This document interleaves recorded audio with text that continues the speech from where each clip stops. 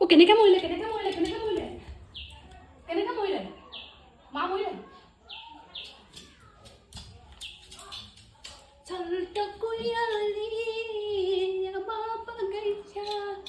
ঝুলিয়া মৰিলে অ' ভগৱান কৃষ্ণ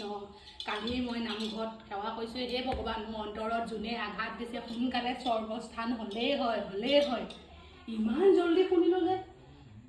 একদম ইমান জল্দি কেলৈ শুনি ল'লে দুদিনমান থাকিব লাগিছিলে আৰু অকণমান মানে কাজিয়া মানে আজিকালি মোৰ মানে শাহুৰ লগত সমানে কাজিয়া কৰি ভাল লাগে